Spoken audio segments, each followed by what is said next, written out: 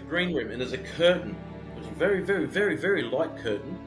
Anyway, this place is completely secured, completely locked up. No windows are open. Like, we're actually sweating bullets. That's how hot it was in there, you know. And this curtain. Now, we already interviewed. If people watch the episode, we'd see that we've already interviewed the one of the guys that works there. He's like the engineer guy, and the sound guy. He actually told us that he saw the curtain move, you know, and he thought someone was in the place with him early in the morning, and there was no one there. So we put a camera on this curtain, and lo and behold, one side it's like there's two curtains, right? One side lifts up like someone's pulled it up to look in, and the other side stays like that, and then it comes back down.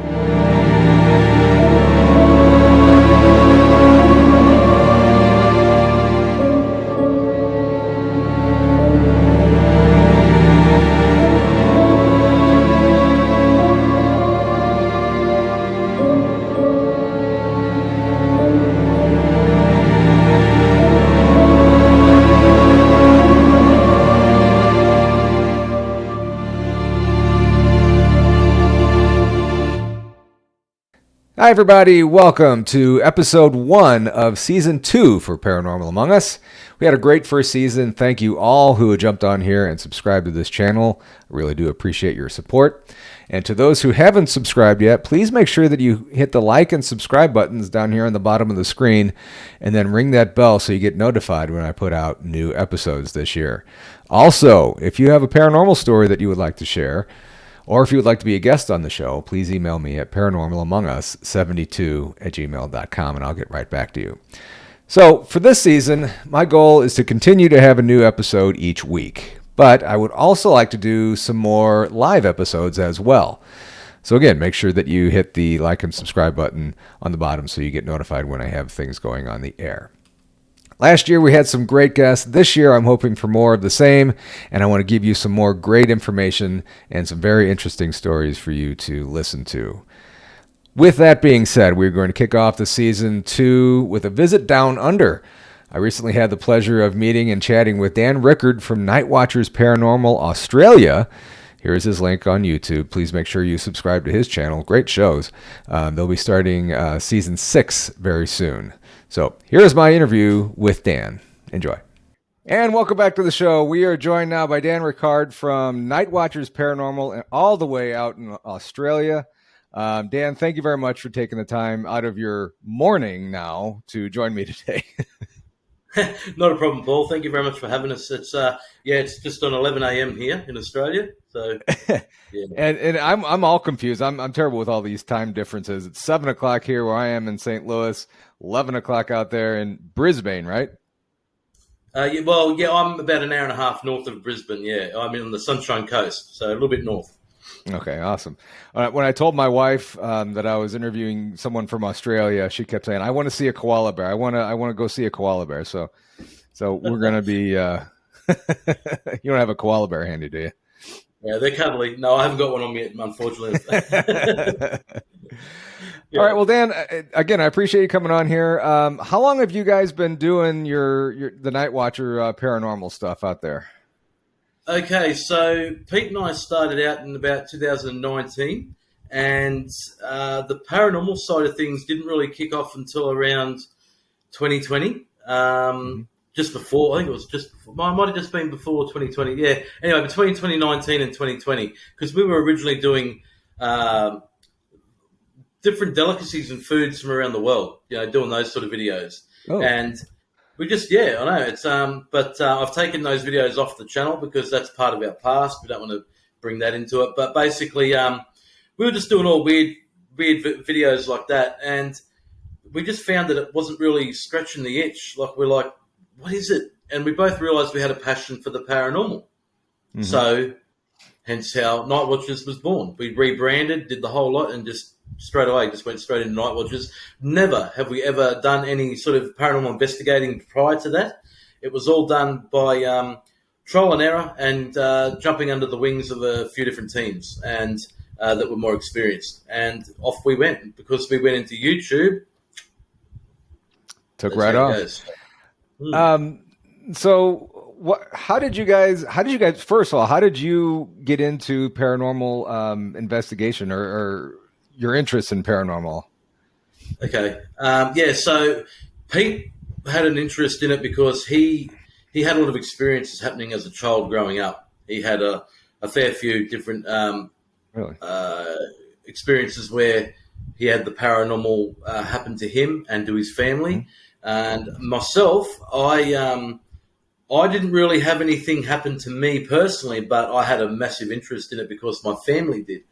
Now, I don't claim to have this ability whatsoever, but twice in my life I've had, I don't know if you've heard of ESP.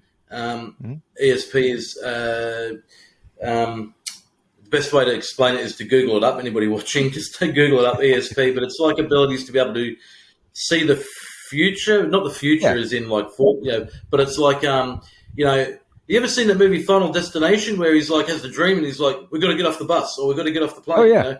Yeah. It's a little bit like that to an extent, but you can come in the form of dreams or premonitions, things like that. It happened to me twice as a child. And my mum went and took me to specialists or whatever, a few mediums as well. And they actually said that, he's showing all the signs of ESP. Once again, not diagnosed, nothing official, but it's never happened to me since. Never happened to me since, but twice in my life younger. But anyway, I think that could be why maybe I'm attracted to the paranormal. It could be that. That's how I led into that conversation, was that reason.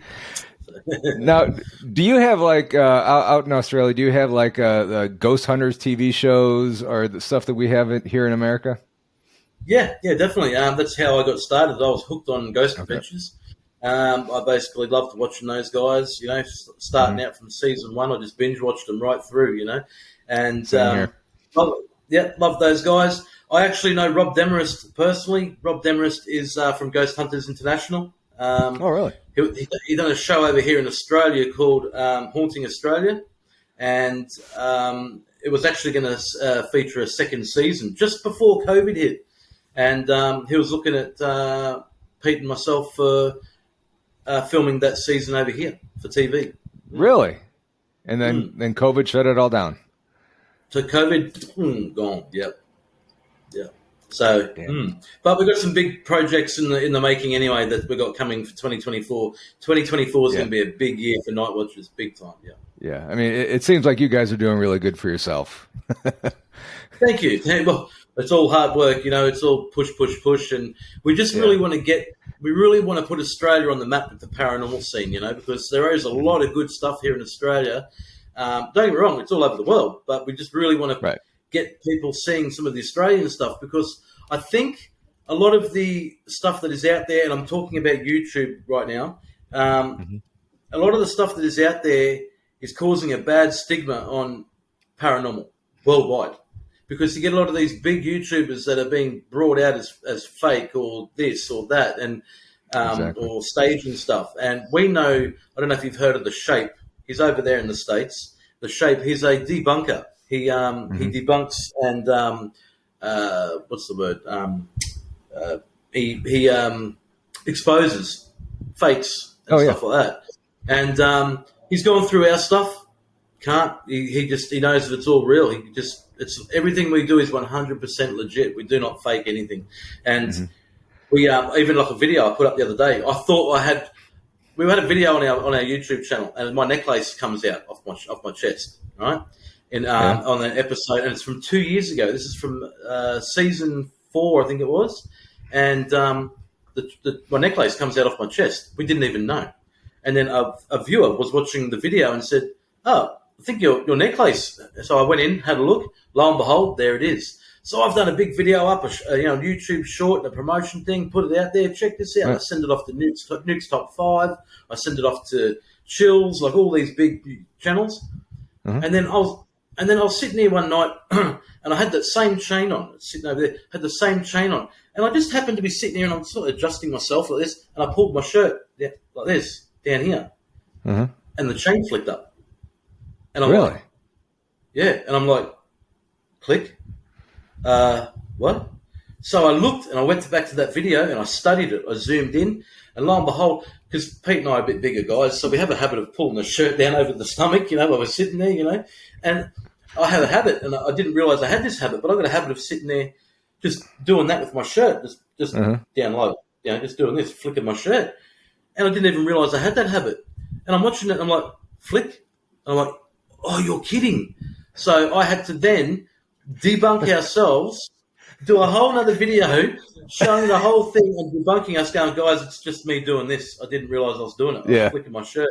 And because I had no logo, it's just a plain black shirt, you can't see the Can't really tell it. I had to really zoom in and show it. But we got a lot of kudos for that because we debunked our own stuff. And that's what we do, because it's all about keeping it real and keeping it truthful. Exactly. And that's the reputation we've got. And I had to, before someone else got it, because if someone else saw that, it would undo us. Like, we'd be gone. Like, and you know how hard it is to get you. I mean, once you lost your reputation, it's gone. Like, you can't. Right. And we've spent so long building that reputation as real paranormal investigators. And for something like that, especially if it was our own accidental, stupid fault, Yeah. So I had to put a video out going, no, it's only me tugging on my shirt. That's all. Well, and I showed it in the video. You can see me. I showed it. I put the same chain on, and I demoed it, and out it comes. Just flicks up. So the chain wasn't paranormal coming off, was it? It was just you tugging on it. Okay. Okay. It was me tugging my shirt, not realizing, and I think maybe subconsciously when I was doing the edits, that's probably why I didn't even pick up on it, of the chain doing that, because maybe I knew that was me tugging my shirt, or I don't know. It's 2 years ago. It was back in 2021. Yeah. And sorry if you can hear that plane going past. I've got a little Cessna going over, and I'm right near the airport. I'm right near the airport. But, so it was not paranormal at all. It was me just adjusting my shirt and the chain flick. So I'm going to have to remember when we're sitting down, arms out on the table, so I don't tug hands up on the screen at all time.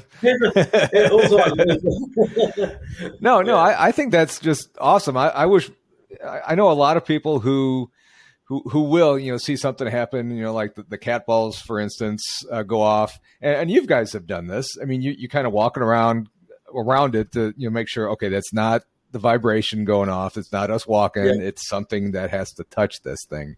And, kudos to you guys for doing that. And kudos to everybody else who does that. It's just, like you said, it gives you, gives the viewers a sense of security, knowing that, we're watching you guys and they're not faking anything. No, exactly right. And one thing you'll notice with us too, with the cat balls is I'm big for this. I'm very big for this. If the cat ball flashes and then stops and then flashes again, if it does that a couple of times, man, I'm resetting it. I'm turning it off and back on again and putting it down, because technology can fail. Technology can have glitches and faults. Oh yeah, it's only technology. So that's what I always do. I'll reset or I'll look at I'll tap next to it and I'll tap the bench and go, right, okay, it could be that, and then I'll look around and see if something fell over or if something. I always try and debunk our own stuff before I go, it's a ghost. I'll always do that, whether it be off screen or on screen. I'm always doing it.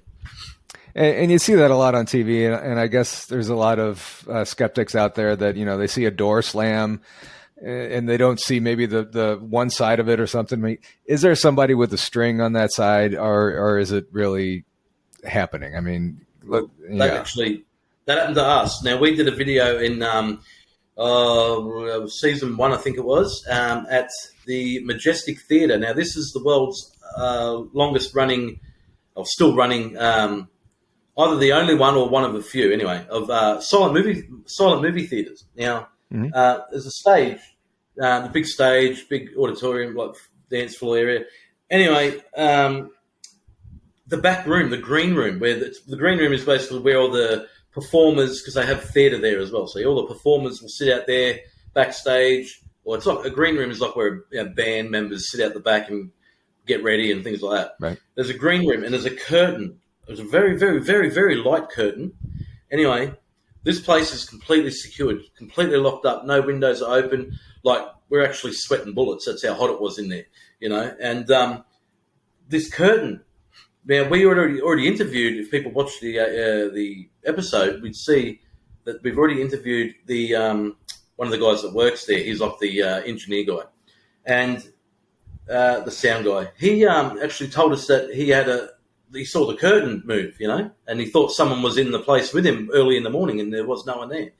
So we put a camera on this curtain, and lo and behold, one side it's like there's two curtains, right? One side lifts up like someone's pulled it up to look in, and the other side stays like that, and then it comes back down, and we're like, wow. That's not wind. If that was a breeze or wind, it would have done it both. Wind, yeah. Yeah. So the next time we went there, we set up a camera. So we caught that. Everything was cool. So the next time we went there, we thought, no, okay, we're going to get both sides. So we got a camera angle from both sides of the curtain, and lo and behold, she does it again, and there's no one on either side of the curtain. Yeah. Wow. So we've been there a handful of times, and it does it every time we go there. So it's a known thing. It happens. That's what's been seen to happen there all the time, and we catch it. We catch it every time. It's amazing. Wow, that's cool. Do you go to residences, or do you go to more like theaters or churches or stuff like that? Yep. Yeah, we do home investigations, private home residential investigations. We've done a number of them. We've actually got. We've got one coming up very soon. Actually, a couple coming up very soon. One is in the north for me, and another one is for Pete down south. See, Pete and I aren't living in the same state anymore. He found love, and he moved states for love. So good on him. Well, you're gonna watch this, Pete. Good on your brother. Love you, mate. So he moved down. He moved down South Australia. So I'm in Queensland. So I'm basically here. He's all the way down over here, so about 2 or 3 states away. So he moved down there for love, and he's got an investigation coming up, I think, this weekend at a private home. So, Well, awesome. So, yeah, we do. Which do you prefer to do? Do you prefer private homes, or do you prefer like theaters? I wouldn't say. I've got to use the word prefer very, very lightly. I wouldn't say prefer. I like the fact is that, okay, so in a home, you have to tread very lightly. You're in someone's home, for starters. Right. You've got things like people's photos. So if we're going into a home and they know that we're YouTube, so if we go in there, we don't always film either. There are times where they prefer us not to, but we'll still help these people out and go in and investigate. Right. We still do that. But majority of the time, 9 times out of 10, we're filming. So we have to let them know to put any photos, face them down, like anything you don't want this, because this is going to be seen globally. So I said, you need anything you don't want people to see, put it down, like or put it away.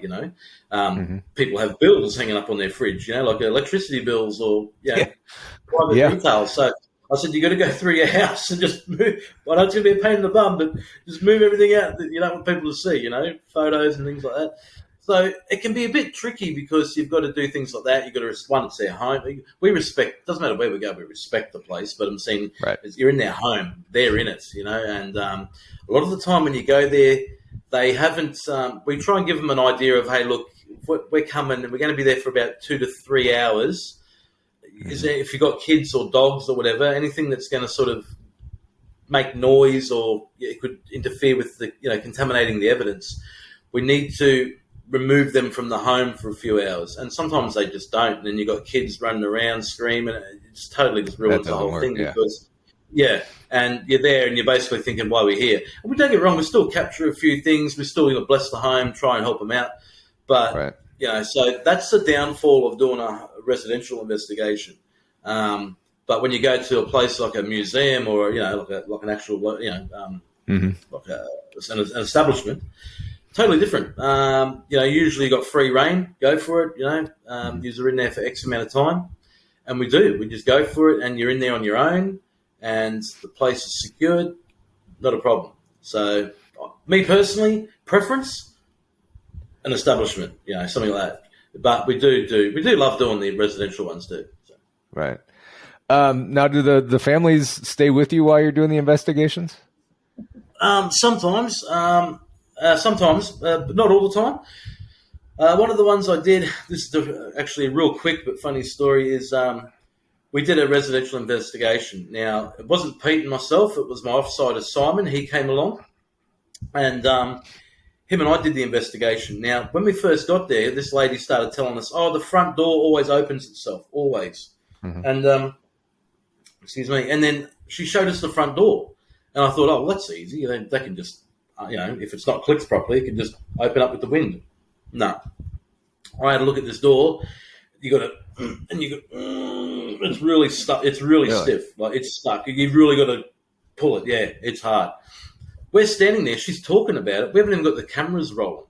We haven't even unpacked our bags. We've only just walked in and set our cases on the lounge. She's telling us a few things of what's happened. Lo and behold, we're standing there. Click. The door opens up. I'm like, you're kidding. Right? 3 times before this one decides, I better get my camera out. I didn't even have the cameras rolling, mate.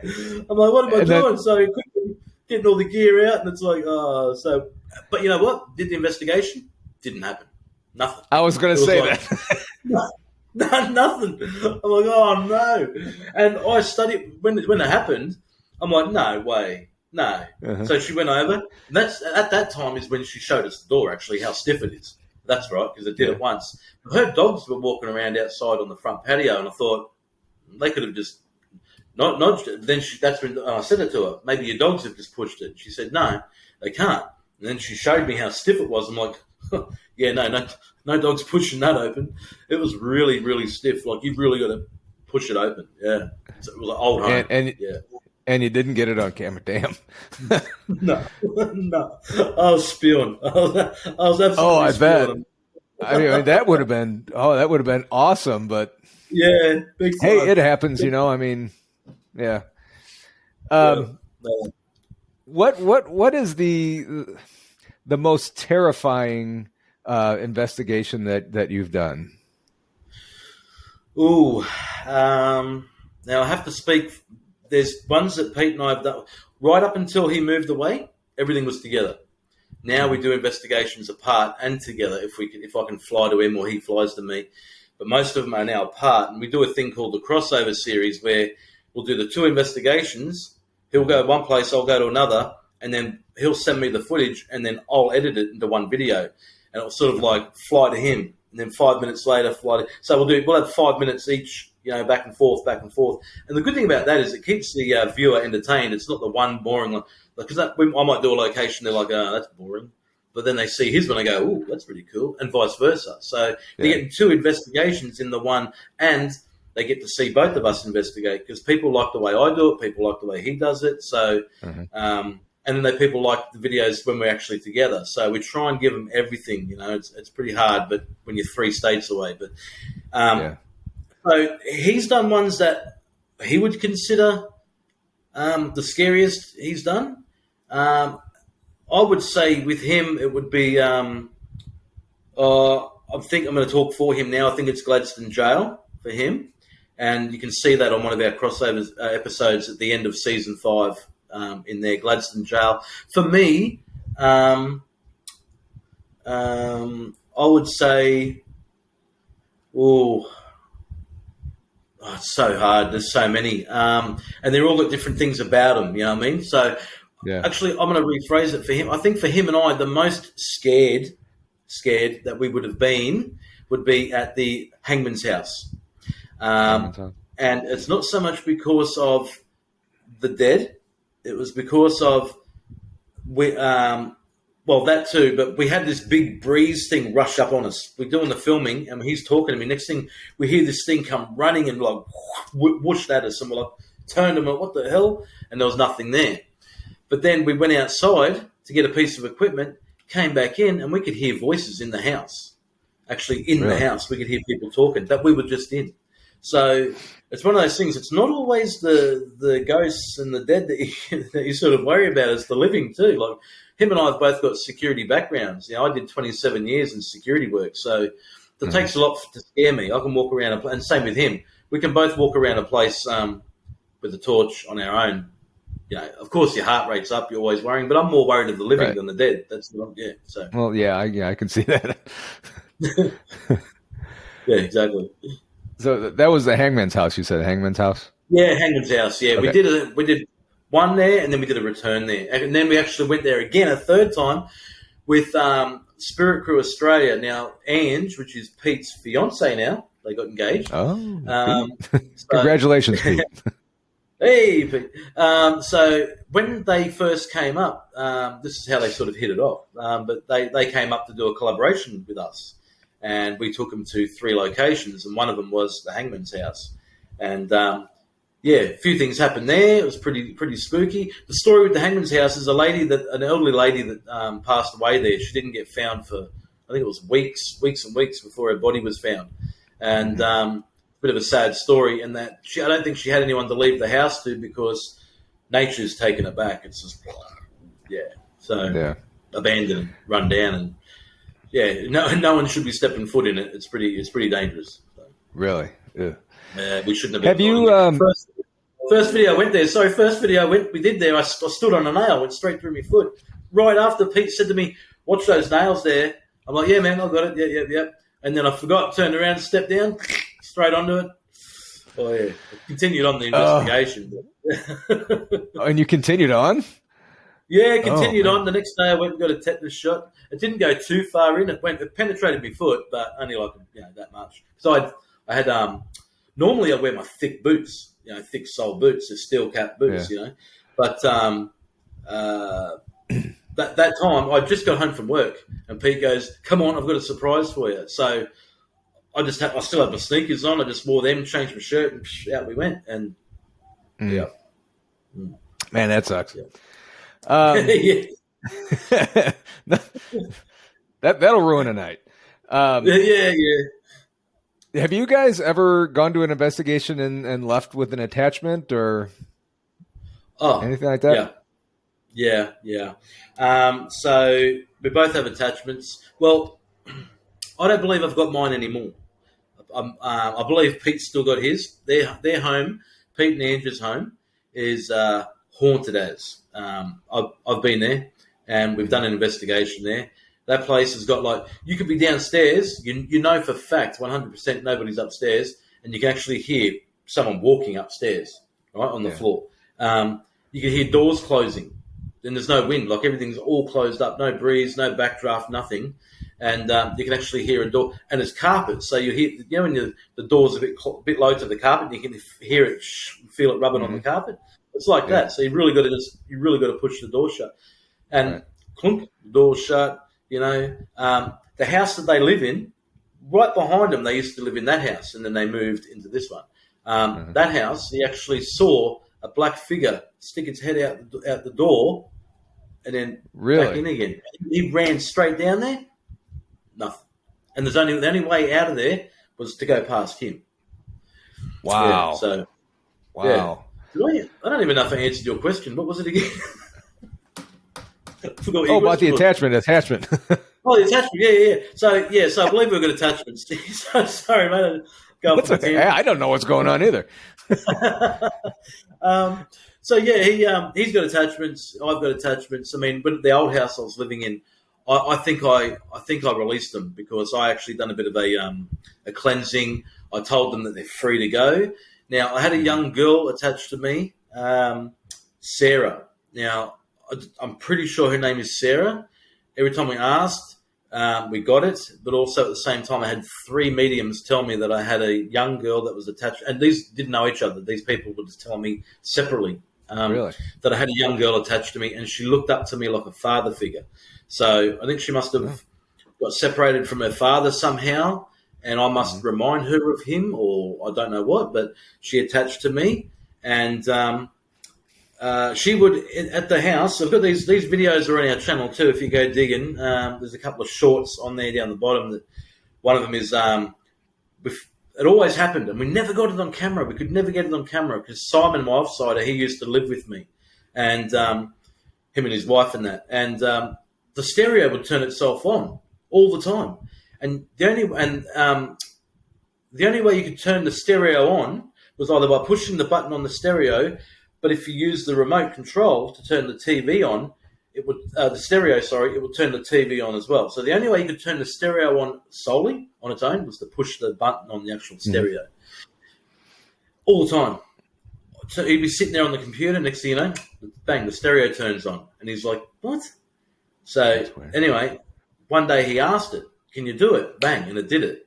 So we thought, okay, next time it does it, I'm going to get the camera. So I was sitting outside having a coffee. He's called me, "Oi, come in here." So I've come running in, and he's trying to get it to do it by command. He's with the camera, and it's not. Well, I started asking, and it wouldn't do it. So then he's sitting on the chair over at his computer, and he asked, and lo and behold, within a few seconds, bang, on it came, just turned on by itself, and you're like, what? And our kettle used to turn itself on as well, like one of those push button kettles. You got to push the thing down. Yeah, it used to turn itself on all the time. I was walking out of my bedroom one morning, everyone is asleep, and I hear in my ear. This is what made us do the investigation. It's called Our House, season 5 or season 4, one of the two. It's called Our House, and this is what made us do it. This is the cherry on top. I was sitting. This is the second, just before the cherry on top. I was sitting in my office, and I'm editing a video. Got the headphones on. Anyway, I heard. I felt a hand on my shoulder like this. If you did that to yourself, that's exactly how it felt. And I turned. I took the headphones off. And what's up? Because I thought it was my flatmate and my housemate coming in to ask me something, get my attention, I went, what's up? No one there. Nobody. No one at all. Whoa. So then, they're full on. Yeah, full on. And so then the next morning, I walked out of my bedroom early in the morning and I hear, Daniel, right in my ear. Bang, right there. I'm like, Jesus Christ. And no one there. So that was the cherry on top. Straight up, we did an investigation. Yeah, and we had a few things come through. A few things come through. And it wasn't long before that I'd lost a friend. So I started asking if it was him and things like that. And we had some intelligent things come through. I believe he's with me, but I think he just pops in and every now and then just to check on me, maybe. But because I've had his name. His name's Andrew. I've had his name come through a fair few times, not when asking. Just. Oh, really? So if we're using the necrophonic or a spirit box or anything like that, there's no reason for that name to come through because it's not like I've said it and then it's repeating me. I've had the name come through a few times, and I've actually heard his voice in a couple of my videos. I've done an investigation, and one of them I think it was one of my first Making Contact episodes that I do on TikTok. So he came through, and I'd done a voice analysis showing people his voice from an actual recording clip that he recorded, and then what I caught, match straight up, perfect match. Yeah. Oh, that's freaky. It's so cool, but it's freaky. Yeah, cool. Yeah, freaky. Yeah, exactly. So that show, Making Contact, I haven't done it for a month or so because I've been having a bit of a break because I've been flat out with night watches and things like that. So. That's something that I do on the side. I was meant to be doing them every Sunday, then I knocked it back to fortnightly. Then I just took a break for a bit because so much going on, so much going on. Yeah. But I'll get back into it soon, though. Yeah. I don't know how I want to ask this. For like amateurs just getting started into investigations and stuff, I know there's a lot of phone apps and stuff that you could use for EVPs and stuff like that, as opposed to the ghost box and everything. What would you recommend a seasoned investigator recommend to someone starting out? Okay, what I would do to start with is I would forget the apps altogether. Now, anyone who knows me and knows how we investigate I believe if you've got any chance of using a tool, whether it be an app, obviously there's those novelty ones. You can tell the novelty ones that are just joking, things like that. But things like the necrophonic spirit talker, there's a necrometer or whatever it's called as well now. There's different apps. Give them a go. I believe give them a go.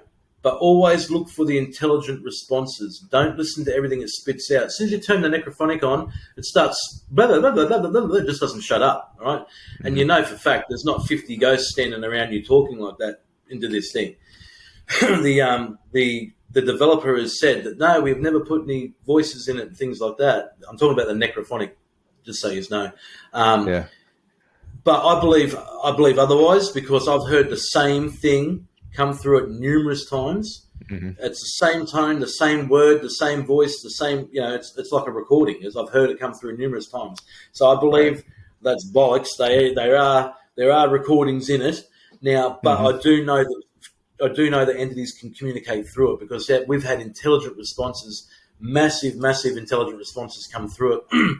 I was using it one day. Oh, sorry, hang on. Before I get into that, you don't need the apps. You can use just your mobile phone if you want to, right? You don't even need to get a voice recorder. So anybody that's watching now, if you're getting into this, everybody's phone has an app on it called a voice recorder, or it records. Records it. Yeah. Mm-hmm. So turn it on, put it on the table, step back, ask 5 questions, leave about 15 to 20 seconds between each question, and then stop it and play it back. Put headphones in. I always recommend anybody put headphones in, crank it up, see what you get. If you don't get anything, try again and try again. You're not guaranteed to get anything in, because you got to remember too is that a lot of this stuff, it's all energy. Entities are all energy. Now, if you're putting nervous energy out or negative energy out, you're not going to get anything in. If anything, you're going to get it back. So you've got to make sure that you're calm, you're relaxed, you have confidence in yourself, right? And then you put this device down and you start asking questions. And if you don't get anything back, try again and then try again. But always turn it right up, because you're listening for sounds of whispers. They can be like really, really quiet in that in that white noise. And a lot of the time you're going to get them over the top of your voice while you're talking. They don't necessarily wait for you. Oh, what's he going to say? He's finished. Blah blah blah blah blah. They don't work that way, So always listen very carefully and turn it right up. So there's one thing you can do: use your phone as a voice recorder. Another thing you can do too is you don't always need all these tools. Like, you can get a K2 meter; they're like $40 online, depending. Oh, for us they are. You can get little cat balls. There's so many things you can get. But if you just want to try it out and see if it's for you, just take your phone. Maybe download the Necrophonic app or Spirit Talker, or there's some free ones out there. Just be careful. Make sure you read some reviews first. But you don't even need them. Just put your voice recorder down and just do some EVP sessions. All you need is some EVP sessions, because they are more, more trustworthy. I can't think of the word off the top of my head right now, than the apps. You know what I mean? Because you got to remember, your voice recorder is not reliable. Something that's very reliable. Thank you. That's the word. It's I escaped from. Your voice recorder is not made to spit out ghost voices. It's made to just record what you want to say. It's a recorder. So if something comes through that, there you go. But yeah, so just your phone, just a voice recorder. That's all you need, and your own eyes and ears. If you go to a place and you want to check a place out, just be very smart. But the biggest thing I have to stress to everybody is respect. Mm-hmm. You go to somewhere, because you got to remember, if these entities are trapped there or they're stuck there or whatever they are, that's their home. It's like someone walking into your house going, bang, open the door, right, you're going to start answering my questions, Yep. You're going to go, get out, So it's like that. You've got to remain respectful. These people were once living. But now we're talking about earthbound spirits here. These people were once living. They were human. They've got, I believe that the personality we have in life is the personality we take with death. Because if you were a jokester or a prankster, then you're going to be the same in death. I believe that when we pass on, we do release anything that's like guilt. Some people will believe different here, because there's different answers that come through for questions. But I believe that when we pass on, we have the option to be able to release any guilt, release any negativity that we had for this life. It's like a slate gets wiped, and we get this whole overwhelming positivity massive positivity. That's how I feel. Going off the things that I've seen and watched and had mediums tell me, and I'm a big watcher of that. Tyler Henry. Don't know if you've heard of him. Tyler Henry. He's Hollywood medium. He's massive on Netflix. If anybody's watching, check him out. Tyler Henry is the best medium I've ever seen in my life. A-grade celebrities are lining up, and they're waiting months and months to get him in to do a reading on them. This guy, if anybody's watching, please check out Hollywood Medium, and he's also got another show on there called some Afterlife, or something like that. I can't remember exactly what it's called, but Tyler Henry, just Google him up. You'll be glad you did. Yeah, I've had a few interviews that I've done with mediums, and they're fascinating. One, my grandmother ended up coming through. That was pretty cool. Kind of caught me off guard, but it was pretty cool. And another one that I talked to. Do you have many Hat Man stories over there, or Hat Man appearances? Oh yeah, the Hat Man. Yeah. We've all heard of him. Yeah. I was talking with one of the mediums, and he was describing a Hat Man experience that he had in his bedroom. Actually, that the Hat Man was hovering over his bed, and he described it exactly the same way that my wife described what she saw out in the hall right outside my office here, and that really freaked me out. Because this was before I was really into this stuff, and we kind of called it the Amish guy because it had a top hat and long black coat. He didn't know any better. And then he describes this exactly the way she did, and I'm like, honey, we had the Hat Man here instead of the Amish guy, so it was a Hat Man. So that's our haunted claim to fame here in this house. That's cool. But it's pretty cool. The Hat Man, you'll find that most stories of the Hat Man usually happen in the bedroom and around like corridors and things like that, where you'll see him like he's like a lurker. If he's like a lurk, I class him as a lurker. He's always lurking around. It's like you'll see him in your bedroom, and you got the silhouette. Like you'll see a silhouette of the dude standing with the hat, in the shadows, where the curtains are pulled across, You'll see him there. Yeah. He's always a silhouette. He's always in the shadows, or he's always in a corridor, or near the bedroom window, or the bed. It's like I call him the peeping Tom. he's always peeping, mate. Well, this one here, he came up our steps. There's a series of steps and a landing, and then it comes back up, and she was up on the top landing. It was really late at night. I wasn't home. I was working overnight, and I guess he got to the top of the steps and he just kind of disappeared or whatever. So nothing terrible happened. This was many years ago, almost. Well, we lived here 20 years, so it's probably about 16, 18 years ago. So nothing. Have you had any other experiences since, or? The only other thing that I can think of is, my dad passed away in 2017. Maybe last year I was down in the basement, and all of a sudden I smelled his cologne pass by me, and I felt chills. But other than that, I tried asking questions. Dad, are you here? Is that you? Nothing ever came of it. No other movements. Okay. Nothing else strange. You had two of the biggest signs right there: is the cologne and the chills. They're two of the biggest signs, and and that's what I was saying earlier. The human body is your biggest tool. Is a lot of people don't realize we need to trust our bodies more, because if we walk into a room and we go, oh, Jesus, I get the chills in here. Yeah. Sign number one. You walk in there and you're like, something gives me a vibe in here. I don't like it. Sign number two. Your body is the biggest measurement tool. We can pick up on things that we don't even realize that we're picking up on. The smell. We got five senses. You know what I mean? Yeah. So some of us have six, but you know what I'm saying? Mediums and stuff. But sight, smell, taste, sound, all that. If you walk in a room and you get the whole, your hairs stand up on end. Yeah. That's another sign. Take them. And everybody's got their phone with them nowadays. You get the chills. You smell that. Hey, get that memo thing on and voice memo thing and ask questions and see what you get. Exactly right. Exactly. Voice recorder. Put it straight on. Hey, who's here with me? Yeah. Is that you? Is that you, Dad? It smells like your cologne. Yeah. Just say, I can smell you. Is that you? Yeah. Exactly. You never know. And so many people have actually reached out to me and said, look, man, I don't do what you do, but how do I try and, I've recently lost my nan or my mum or whoever it may be, and I just feel that they're with me. So well, you've got a tool in your hand right now. You're talking to me with it, like your phone. Yeah. Just put your voice recorder on, sit it down, and I'll tell you now, so many of them reach back to me and get, your joke, you don't realise, and they'll send me the clip. Yep, they've got them.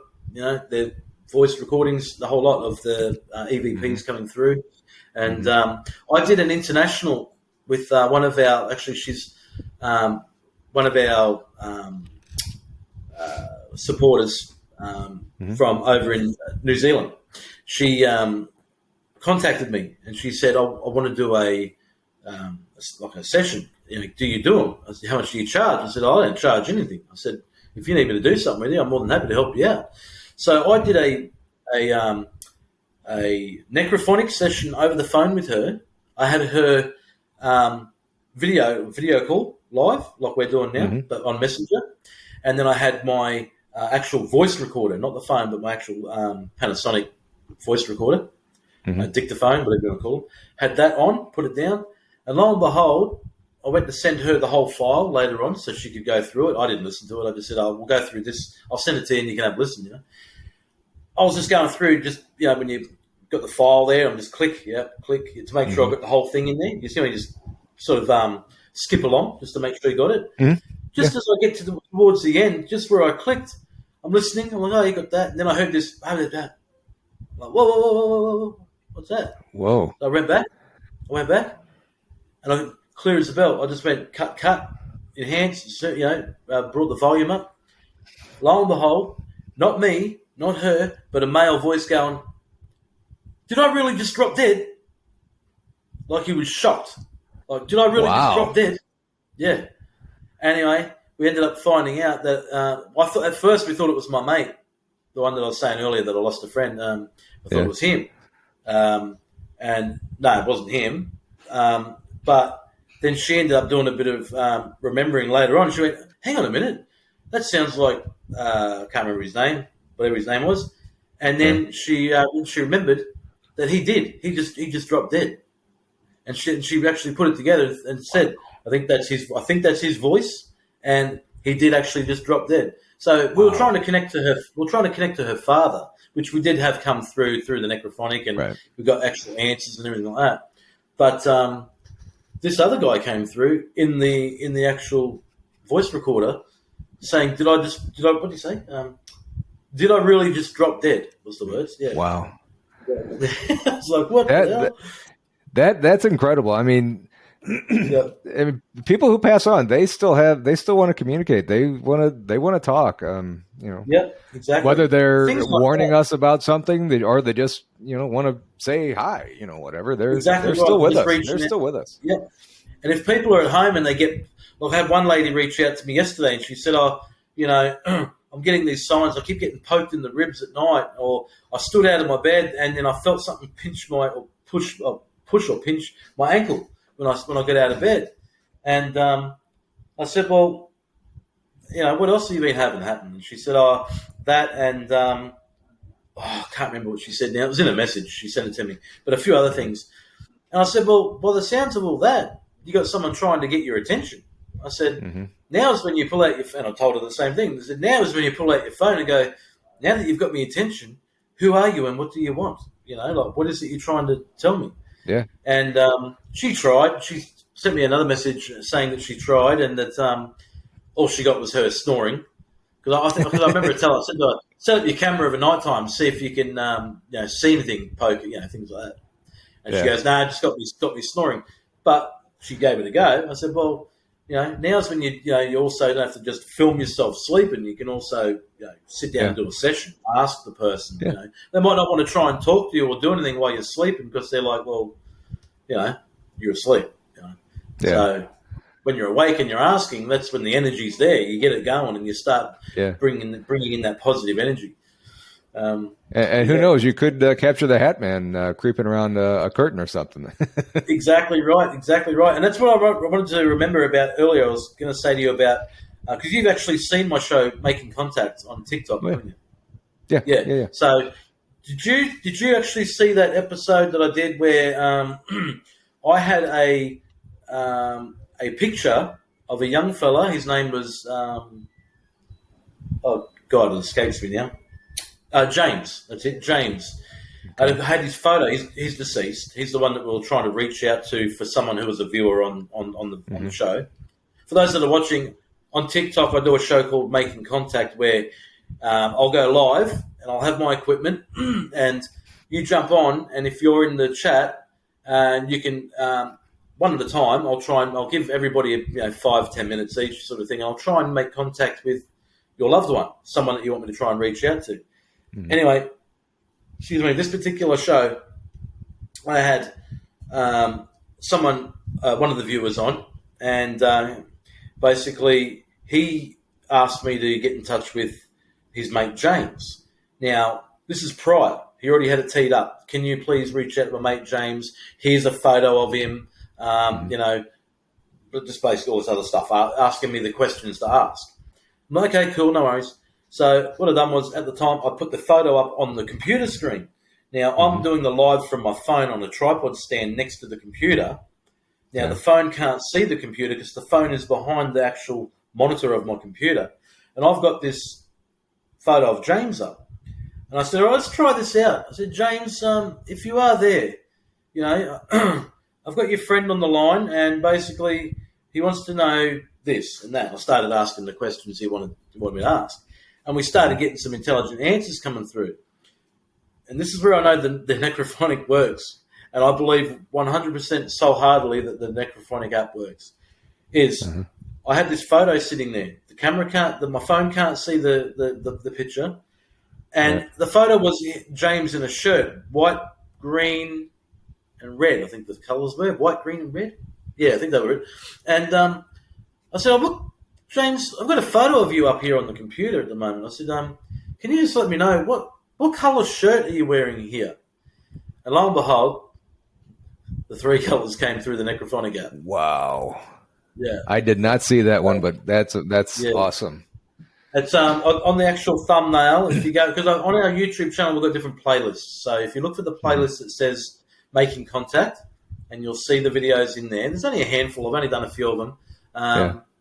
But the one that you're looking for has got the picture of James in the shirt, and it says, he said the colours. I can't remember what I named it, but something like that. Anyway, just look for that one, and you'll be blown away. It's pretty full on.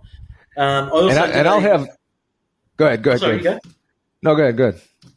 Oh, I was only going to say that I also did a cold case of an old case that's here with Samantha Knight. She was a young girl that went missing back in 1980. Oh, really?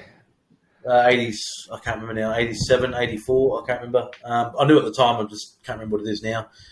She went missing back then, and they caught the guy that did it, but where he told them that she was buried, she weren't there. She wasn't there. So I've tried reaching out to her to find out, where are you? We want to find your body. Let's give your parents and family some peace. Let them know where you are. Closure. Closure. That's it. Yeah, and we had some answers come through, some pretty serious answers, and that one actually went to the police. And what they done with it from there, I have no idea. Haven't heard back. I might follow up on it a bit later on. Just had a lot of things going on with Christmas and all that sort of stuff going on. But so that's hopefully will lead to something. But there were some answers that came through on that video that were leading more to. There was one answer was saying go this way, the other one was saying go this way. Now, to the police, they might get this video and go, well, where do we go, mate? Like, what are we doing here? Right. So there was a lot of. Was it two different voices saying one go this way, one go this way? Yeah. So it was one saying train tracks. Now, if I looked on the map and the train tracks are like, here's where she's meant to be. The train tracks are up here. It's probably about 300 meters up the road, 300 meters or so up the road. But another one was saying water, and the water is the opposite way. Right, she's there right on the water, but back this way, probably a couple hundred meters back that way. So you got one saying train tracks that way, and you got one saying water back that way. So we had a lot of intelligent answers come through, but whether we're getting the runaround, who knows? But it was just So I flicked it off to the police anyway to see if they could make anything out of it. Might help them, might not. Yeah, but that's a cool tool to use for the police for any cold cases like you did. I mean, I've talked to a few other mediums that do that too, and that's pretty interesting. Yeah, exactly. And that's something I thought, well, I might start doing more of, because by doing something like that, you know what? A lot of people go, yeah, just another crackpot trying to, talk to the dead, trying to get, answers. This is what a lot of the police might say, But you know what? They might just have an answer. They go, well, hang on a second. Yeah, I mean that adds up. Like we just might look into that, and guess what? Bang, you could find their body. You don't know. You know what I mean? And yeah, one thing could lead to another. You find one body, and you're back again. And I mean, yep, exactly. Stuff like that happens. No, they might go, hey man, whatever you're doing, it's working. We've got more. Do you want to try? And I'll be like, yeah, not a problem. Yeah, And nothing's promised or anything with all this stuff, but I mean, hell, it could be a clue to some big unsolved mystery and stuff that exactly a case is cold for a reason. A case is cold for a reason. They're like, well, we've explored everything we can think of at the moment, and usually when they're at a cold case, they're like, well, it can't hurt. Let's see what else we can throw at this thing and see what happens, And the only dumb question is the one that's not asked. Exactly, my friend. Exactly right. Exactly. And that goes with the paranormal as well. Yeah, exactly. But Dan, what I was going to say, I'm going to make sure that I have your links to your YouTube and all your channels. I'll have some of it. I'll have to put it in post. We were talking about editing and stuff before we went on, and how much we both love doing editing. I'm going to be putting that on the bottom of the screen down here throughout the whole episode. I might, cut this up with some clips of the ones that you told me about. So, and then I also have it all in the show notes at the end. So any of the viewers, and I highly recommend taking a look at the Night Watcher Paranormal Australia. I've seen a few of their shows, and it's incredible. It's 100% legit. The stuff that they get, they debunk it or not. It's awesome. Dan and Pete do a great job. Thank you. We appreciate it. Well, Thank Dan, you very much. and I've been on not on your show, but on your page, and you've reached out to me, and you've featured my podcast, and I greatly appreciate that. And I have to say, and to everybody watching or listening to this, ever since I got onto this, I never thought that I would be making new friends, so many new friends doing this. And it's a tight-knit community that we have. We all help each other. And I've met a few other ones that one of them gave me Dan's name. And it's amazing. And all the way out in Australia, Dan, you're just, I'm very glad that we had the opportunity to meet. And I'm glad that we had the opportunity here to chat now. So this has been awesome. Thanks, Paul. Appreciate it, mate. Look, that's exactly how I feel. We're very, very big believers in para-unity. So if people come to our group, we've got a Facebook group. If people jump in our group and they want to share their podcastings, their channels, their groups, whatever they want to chat, go for it. Put it on.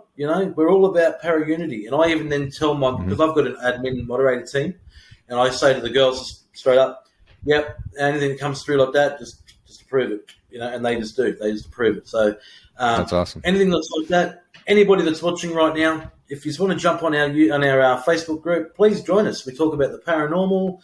You're welcome to put anything up there. There's no judging there. We created this group so there's no judging or belittling or anything like that. We do not tolerate it. So if anybody does come into the group, please know that you are going to be in a safe place, and you've got a great moderating team and admin team that will be straight on to anything like that. So please jump in, and we'd love to analyze any stuff that you want us to check out, or you can watch the stuff that our other members put up. But we're all about para-unity. So Paul, thank you. That's awesome. I appreciate you saying what you said. Thank you, man. I appreciate it. Well, Dan, again, thank you very much for taking the time. Tomorrow morning, don't tell me how the rest of the night turns out, okay? I've got the lotto numbers if you want them. we're in the future by a few hours. Awesome. Dan, you have a great day. I appreciate you coming on here, and many thanks to you, my friend. Thank you very much, Paul. Appreciate it. Take care. Dan Rickard from Night Watchers Paranormal Australia. Again, here is a link to his channel. If you haven't already, please make sure you subscribe to it. He has some great investigations on there, and everything that you see on his channel is 100% true. They go to great pains trying to debunk everything. They aren't faking any of the evidence that they collect. That is very, very good. Very awesome that they do that. So my thanks to Dan for taking the time to chat with us today. Again, if you have any story that you would like to share, or if you would like to be a guest on this show, please email me at paranormalamongus72@gmail.com and I'll get right back to you. So thank you all for watching. Stay safe out there, and I will see you on the next episode of Paranormal Among Us.